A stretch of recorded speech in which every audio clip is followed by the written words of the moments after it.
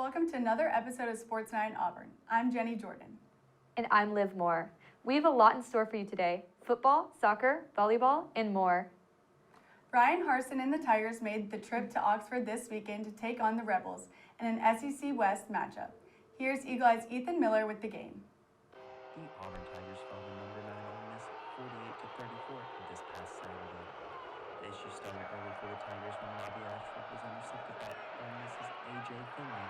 The trouble didn't stop there as on the next drive, Ashford would fumble the ball and force Auburn to punt. On the other side of things, quarterback Jackson Dart connected with TCU transfer Zach Evans' first of 2 touchdowns on the day to give the Rebels the command in the area. T.J. Finley got the call for the first time since week 3 after Ashford mishandled the ball, only to have a fumble of his own, which would be recovered by Jared Ivey of Ole Miss. Ole Miss would take advantage of the turnovers in the running game, and Quishon Jones would push his way into the end zone for his first touchdown of the game. Shortly after that, Robbie Ashford would put back in the game and lead the offense down the field while pulling a little trickery to put points on the board for the Tigers. Auburn running back Jock Hunter would pick the gap only a couple drives later for a much-needed 48-yard gain. Hunter would go on to finish the game with 80 yards off of 10 carries. Tank Bigsby was able to come in and punch in the ball off of Hunter's massive run. The following drive for Ole Miss was highlighted by questionable defensive pass interference. Auburn's Zion Puckett and Ole Miss tyrant Casey Kelly got tangled up before a flag was thrown for the call on Puckett. Dart was able to find Judkins through the air this time for his second touchdown of the game to put Ole Miss in firm control. The struggles continued for Ashford and the Tigers as it seemed even the grass wasn't on their side, causing the quarterback to go down prematurely. The tip ball would take quite the journey before finding the hands of Auburn's Keontae Scott to give life to the Tigers in what seemed to be a battle against themselves. Bigsby would once again make his presence known with a 50-yard run down the sideline to add to his dominant performance of 179 yards on the ground with 2 touchdowns. The momentum would be short-lived, however, because only a drive later Judkins would turn it up a notch, so much so he ran right out of frame for a 41-yard touchdown in the back of a 139-yard game. Ole Miss's run game would be too much in the end for Auburn to handle as they would finish with 3 100-plus-yard rushers in Judkins, Evans, and Dart. In a last-ditch effort, Ashford would try to find 4 more, but to no avail, as the ball would find the hands of Ole Miss quarterback DeAndre Price. The Tigers now moved to 3-4 on the year and return their focus to the matchup versus Arkansas on October 29th. This is The Tigers will take a much-needed break this week before hosting Arkansas on October 29th. That game will kick off at 11 a.m. and will be broadcasted on SEC Network. When we come back, we'll go over volleyball, soccer, equestrian, and more. You're watching Sports Night in Auburn.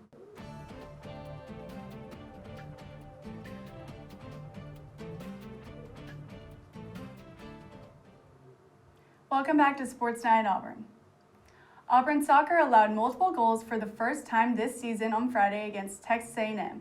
The Tigers would fall 3-1 to the Aggies. Auburn got out to a lead early after Haley Whitaker delivered a ball to Maddie Simpson, who rocketed it past the A&M keeper in the 31st minute. Auburn held the lead until right after halftime when A&M's Mealy Hayes scored in the 48th minute to tie the game. Hayes would score again in the 88th minute to put the Aggies up 2-1 before the game would score again in the 90th minute to make it 3-1. Hayes' second goal would break the 1,348-minute streak the Tigers held of not allowing multiple goals in a match. Auburn will host number 16 Tennessee on Thursday at the Auburn Soccer Complex. First kick is set for 6:30.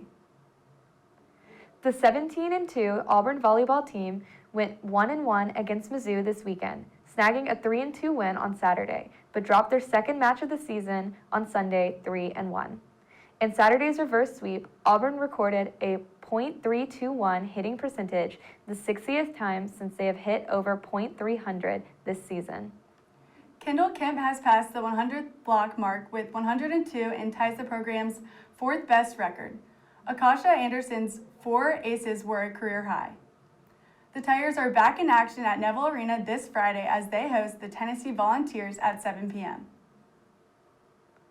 Auburn gymnast Suni Lee added more hardware to her collection this week after the Olympic gold medalist was recognized by the Women's Sports Foundation as the Individual Sportswoman of the Year.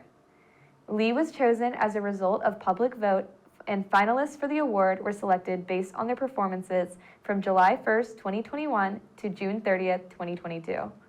In that time frame, Lee traveled to Tokyo and competed in her first Olympic Games, bringing home 3 medals for Team USA, including the gold medal in all-around. After her performance on the world stage, Lee turned her attention to the collegiate landscape. In her first season on the Plains, Lee led the team to its first Final Four in program history. In her first season, the freshman took home the NCAA title in balance beam and finished second in the all-around. The Auburn equestrian team took a road trip through California last week, competing against UC Davis and Fresno State. The 5th-ranked Tigers would fall in their first match at UC Davis by a score of 10-8. The team would bounce back to defeat number 9 Fresno State 16-2. Auburn took home 3 of 4 most outstanding performers. Ellie Ferrigno won most fences, Mary Grace Sagers won the honor in flat, while freshman Alexa Tordorf added another in the reining. The team returns home to host UT Martin on Saturday at the Auburn Equestrian Center. The meet is set to begin at 11 a.m. Auburn softball put a clinic in their doubleheader this weekend, outscoring opponents 30-1. In the first game, Auburn took down Pearl River Community College 7-0. Sophomore Bree Ellis homered off the first pitch she saw and had a total of 3 RBIs, while Auburn pitchers combined for 13 strikeouts and no walks. In the second game, Auburn defeated Gulf Coast State Community College 23-1. All Tigers batters found success in that one, batting all the way through the lineup in multiple innings, but it was Sydney Cox and KK McCreary who led the Tigers in RBIs, each totaling 5. The team will conclude their fall exhibition season on Sunday when they travel to the state capitol to take on Auburn University at Montgomery. The preseason AP poll dropped on Monday. The Tigers finished 15th in the first poll of the season. Other SEC teams in the poll are Kentucky at 4, Arkansas at 10, Tennessee at 11, and Alabama at 20. In other news, the team will travel to Birmingham to play UAB in a private scrimmage. They will play really hard, said head coach Bruce Pearl. They are older, a lot of fifth-year guys. UAB went 27-8 last season, making the tournament as an at-large bid where they lost to 5-seed Houston in the first round. Tip-off for the season is just under 3 weeks away, and the Tigers will start their season in the Neville Arena on November 7th, where they host George Mason. When we come back, we'll talk about both former and future Auburn athletics. You're watching Sports Night in Auburn.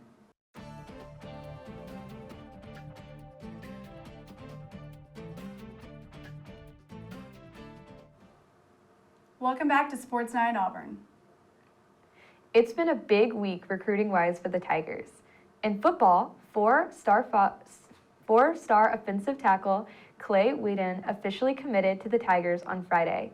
Whedon is the 22nd ranked interior lineman in the class, according to Rivals, making him the best O-line commit for the Tigers since 2017. Jeff Garaba landed 3 4-star recruits for Auburn Gymnastics this week. Caitlin Jong made the announcement last Wednesday and was followed by Sophia Bell on Thursday. The latest to announce their commitment was Marissa Neal on Monday night. All gymnasts are a part of the 2024 class, which is looking to be one of the best in the country. Jong is a member of the U.S. national team, while Neal is one of 11 gymnasts fighting for the last few spots on the national team. 6 weeks into the NFL season, Auburn-made players are continuing to dominate at the pro level. It is no surprise that Derek Brown had yet another impressive performance on Sunday. The Panthers' defensive tackle logged 7 tackles, 2 QB hits, and half a sack. According to PPF, Brown is ranked 6th in his position through 6 weeks. Since 2019, Bucks cornerback Carlton Davis has defended 52 passes, tied for the most in the NFL during that span. Davis made 4 tackles and recorded a pass breakup on Sunday.